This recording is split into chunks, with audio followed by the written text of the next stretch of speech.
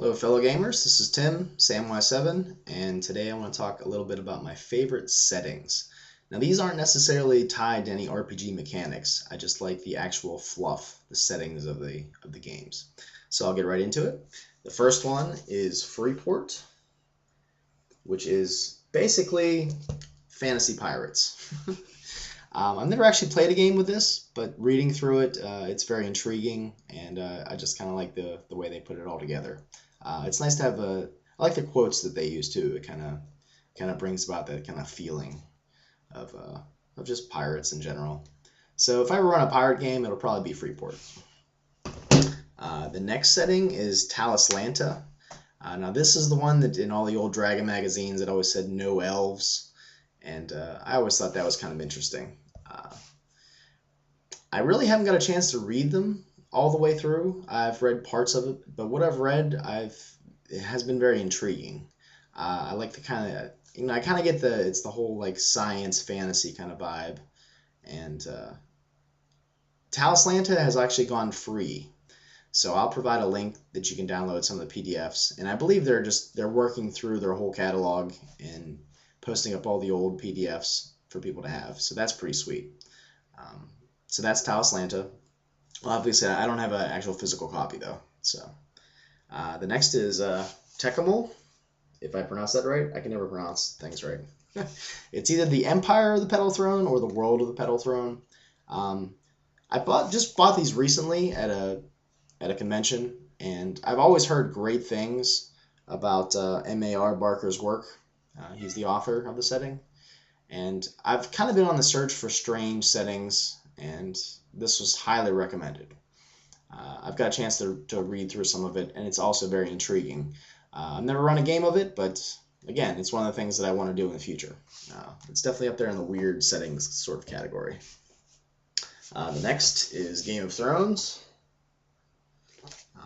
Like I said, the books I'm holding up necessarily aren't the games I'd actually run. Like this is a D20 version of the Game of Thrones. The reason I like Game of Thrones is I'm a big fan of the books. I really like the way that George R.R. Martin writes his books. It has a nice political edge to it. I've always kind of struggled with political games, so that might be why this is kind of lower on the list. But I think there's a game actually called Houses of the Blooded, which might actually work well with a Game of Thrones, but I don't have that either. I've just heard good things about it. But I just like it's human centric, and there are other fantasy elements in the setting, and I don't know, it's just very intriguing, and it's the way he writes the books. It actually seems like fantasy's kind of creeping back into the human centric setting, which is nice. So that was Game of Thrones. Next, I've done a review of Dogs in the Vineyard. If you can see that, probably not.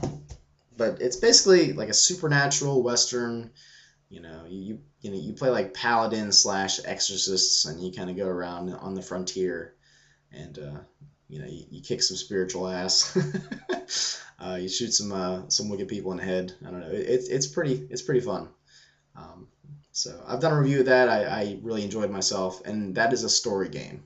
Story games kind of have been creeping back into my into my gaming, but it's a pretty neat setting.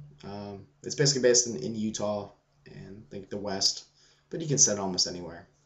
But that's pretty sweet. I like that whole Exorcist vibe in there. That's pretty nice. The next is the Hyborian Age, which is basically the Conan kind of setting. I've read several of the books and the movies. The Arnold Schwarzenegger. They're kind of iconic, but I prefer the written word versus the movies.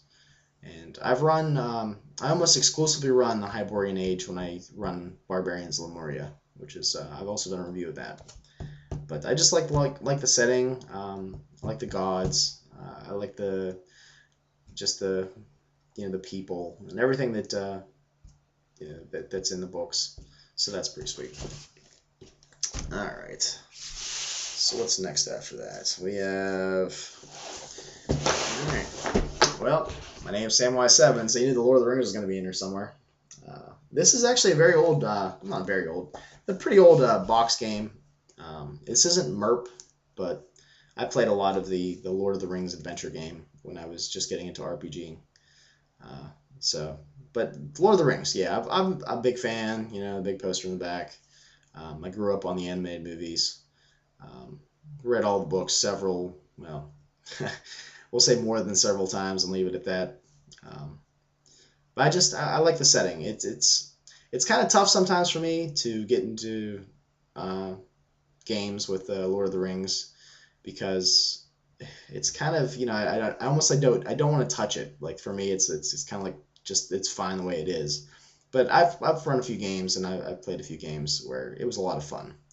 So that was nice to, you know, and it's just the world is so developed and there's just all kinds of information out there, and there's lots of fan based stuff. So it's definitely cool. The next, which is actually, you know, you might be surprised. Well, okay, you have more favorite settings than Lord of the Rings. The next one is actually Midnight, which is basically like a darker version of Lord of the Rings. You know, that's kind of how I've likened it, and it just has more of an edge. And like I said, when I game, yes, I like Lord of the Rings a lot. It's probably, you know, my favorite like books. But when I'm actually gaming, I just prefer Midnight better. You know? So, and I've done a review of Midnight, so you can check that out. The next is the Verse. You know, of Firefly and Serenity fame. The whole Western sci-fi vibe with Chinese swear words thrown in. I love the show. It was a shame that it went under so quick. And I've had a lot of fun with running Firefly and Serenity games. I've done it usually with World of Darkness, but what a great setting. It's so open-ended. All kinds of different worlds that aren't fleshed out, and you can pretty much do whatever you want with the setting.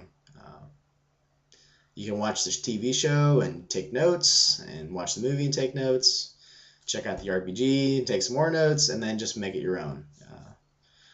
It's kind of nice, you know, it basically, you know, Joss Whedon said that the Firefly flies at the speed of drama. So you don't really have to be big into, you know, all kinds of scientific facts, and you know, it's almost like a sci fantasy in and of itself, sort of. You basically just bend a lot of the physics rules. But yeah, that's worth checking out. And probably my number one is Changeling the Lost. It's kind of hard to see because it's shiny. As I said in a previous thing, I need to do a review of Changeling, but wow, what a great improvement over Changeling the Dreaming. I almost don't even want to say anything. The game is just the setting itself, and like I said, the World of Darkness is really the big setting, but Changeling has its own vibe. It's got like the hedge and, you know, the true fae that abduct you and torment you, and it's dark. The themes of abduction and abuse and trying to reclaim your life. You know, that's only really a shadow of your former life. You have a fetch that took your place while you were gone. There's so many cool things about this setting. It's almost daunting to try to run a Changeling game, I think, because there's so much that could be going on at the same time.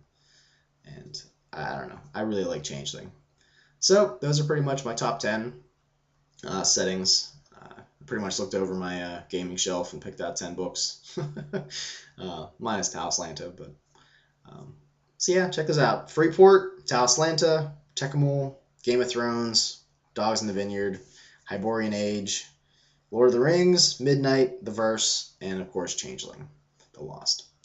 So check them out; they're great settings, and hopefully I'll be doing some gaming in some of the ones that I haven't actually played in or ran so far. So see you later.